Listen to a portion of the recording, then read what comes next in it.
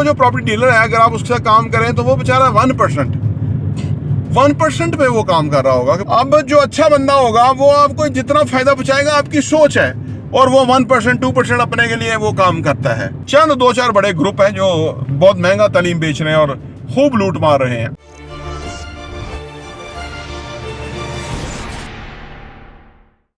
अस्सलाम वालेकुम रहमतुल्लाहि व बरकातहू। मेरा नाम अहमद अकील है, आप देख रहे हैं प्रॉपर्टी ऑन टीवी। किसी भी शोबे में जो काम करने वाले लोग होते हैं, उस शोबे में रोज़ाना वो वक्त गुजारते हैं और रोज़ाना की अपडेट्स वसूल कर रहे होते हैं, समझ रहे होते हैं, रोज़ाना अपने आप को चेंज कर रहे होते हैं, इम्प्रूव कर रहे होते हैं। तो वो उन लोगों से ज़्यादा अपग्रेड हो जाते हैं कि जो उस शोबे में काम नहीं कर रहे।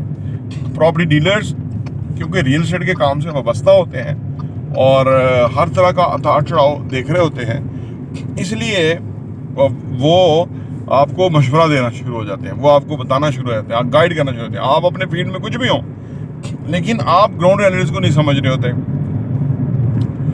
तो अब अगर कोई चाहता है कि भाई ये बीच वाले लोग हैं, जो लोग इन्वॉल्व हैं बिजनेस के अंदर, उनके अलावा कोई ऐसी चीज़ कर ले और तो वो गलत हो जाता है।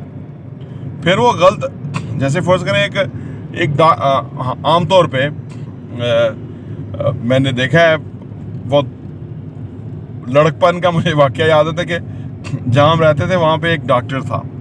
डॉक्टर नहीं था, बस वो नाम का डॉक्टर था, जिस तरह से कंपाउंडर या इस तरह से होते हैं ना, जो थोड़ा डॉक्टर के पास बैठा होगा 5-6 साल। तो वो डॉक्टर नहीं था, लेकिन लोग उसके पास भी इलाज करने जाते हैं। तो वो होता ये था कि शाम को कोई लोग आ गए इलाज करने के लिए, उसने उनको इंजेक्शन लगाया और वो इंजेक्शन उल्टा पड़ गया। तो वो उसी मरीज को बाजू से पकड़ के फिर वो अगले जो एक्चुअल डॉक्टर था उसके पास लेके जाता था कि भाई केस बिगड़ गया, ख़राब हो गया। इसी तरह जो प्रॉपर्टी डीलर है, क्योंकि वो बीच में बहुत कुछ समझता है चीज़ें, तो जो लोग उनको बाला बाला करके कुछ करने की कोशिश करते हैं तो वो भी फंस जाते हैं। उसकी वजह कि वो होते तो समझदार हैं बहुत ज़्यादा, लेकिन समटाइम ज़्यादा समझदारी भी जो है ना, वो भी उल्टी पड़ जाती है जी।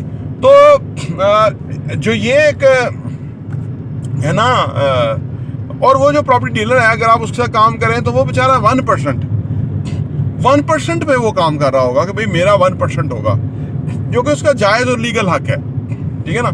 अगर कोई टॉप लगाता है या वो नहीं करता तो वो उससे केयरफुली डील किया जा सकता है, लेकिन बजाय कि उसको उसका 1% दें, जो कि उसका जायज़ हक है, जैसे उसका घर चलना है, ठीक है ना। तो जब अच्छे खासे लोग उसका 1% भी नहीं देते ये प्लॉटों के उसमें ना, तो जब 1% देते तो वो फिर इस तरह के हरबे इस्तेमाल करते हैं। पाकिस्तान में कहते हैं ना, लोग टैक्स नहीं देते। टैक्स लोग कहाँ दें, क्यों दें कि जो टैक्स को यूज़ करने वाले हैं वो मरी में खाने मंगवाते हैं जी, वो घोड़ों को मुरब्बे खिलाते हैं, वो लाल कारपेट कब्रिस्तान में हेलीकॉप्टर फौजी हेलीकॉप्टर पे उतरते हैं और लाल कारपेट बिछाते हैं और वो कब्रिस्तान में जाते हैं, और वो अपने गांव में अपनी परंपरा दिखाना चाहते हैं कि हम पता नहीं FA पास करके गए थे और अब हम पता नहीं कोई अल्लाह मियाँ के करीब पहुंच गए हैं बहुत ज़्यादा, तो हमारे लिए कारपेट बिछाएं और ये वो। तो ये प्रॉब्लम है, ये बिगाड़ है पाकिस्तान में। हर शोबे के अंदर अच्छे लोग भी हैं, बुरे लोग भी हैं। प्रॉपर्टी के फील्ड में भी अच्छे और बुरे लोग दोनों मौजूद हैं, ठीक है ना। अब जो अच्छा बंदा होगा वो आपको जितना फायदा पहुंचाएगा, आपकी सोच है, और वो 1% 2% अपने के लिए वो काम करता है, जो कि उसका जायज़ हक है। जब आप उसको उसका जायज़ हक नहीं देंगे तो वो नाजायज़ की तरफ चला जाएगा, सारा काम खराब हो जाएगा। तो अर्ज़ करने का मतलब ये है कि ये जो हमारे यहाँ कई तरह के जो प्रोफेशन है उनको एक्सेप्ट ही नहीं किया गया, तो इस वजह से खराबियां पैदा हो गई। इस वजह से एक दूसरे के ऊपर एतमाद ख़त्म हो गया है जी। इस वजह से यानी अच्छे खासे लोग किसी शोबे में है, वो करोड़ रुपए का घर ले लेंगे, लाख रुपए उसको नहीं देंगे। उसका बनता है, उसने आपके लिए वो पता नहीं 1 करोड़ 20 लाख की 30 लाख की चीज़ करोड़ में आपकी डील करवाई। वैसे तो 10-20 लाख रुपए उसने बिचवाया होगा आपका, लेकिन 1 लाख रुपए उसका जो बनता है वो आपने अब नहीं देंगे। मैं आपसे मतलब कि अक्सर लोग जो है ना वो तो डंडी मार देते हैं। हालांकि उसके सारे खर्चे तो हो ही उसी के रहे हैं।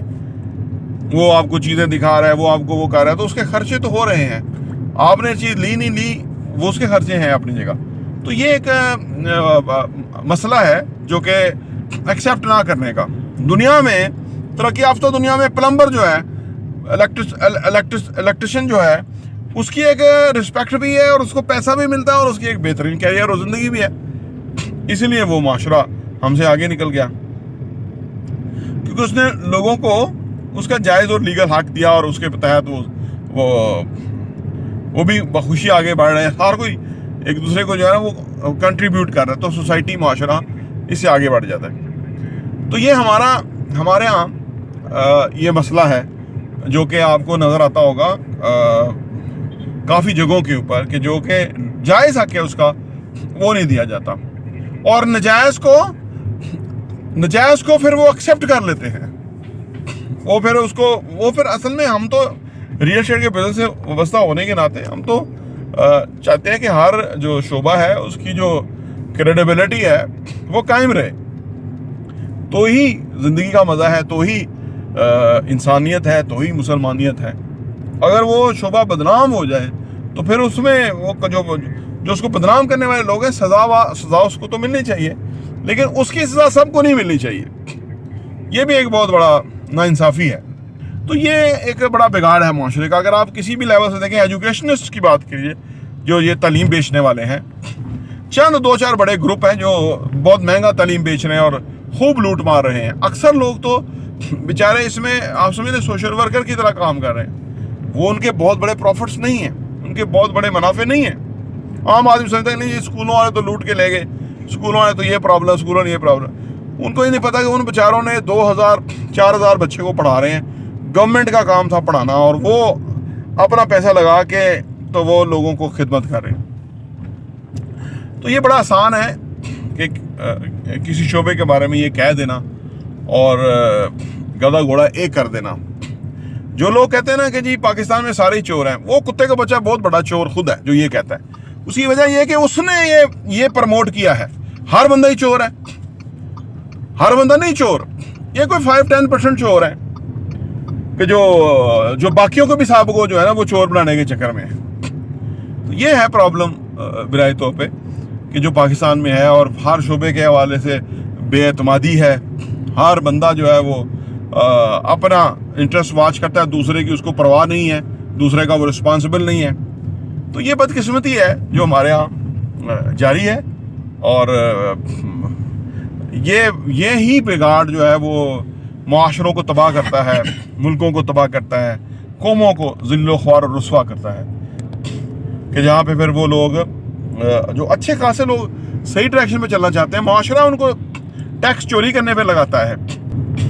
तो ये एक बदकिस्मती है जो हमें दरपेश है हर मकाम, हर जगह के ऊपर, कि जिसकी वजह से इंसान जो है वो आप समझ लीजिए कि मुश्किल में मुब्तला होता है। ये बहुत बड़ा चैलेंज होता है, लेकिन बहरहाल हम डटे हुए हैं और इंशाअल्लाह ताला दूध का दूध और पानी का पानी करके छोड़ेंगे। प्रॉपर्टी टीवी देखने का बहुत बहुत शुक्रिया।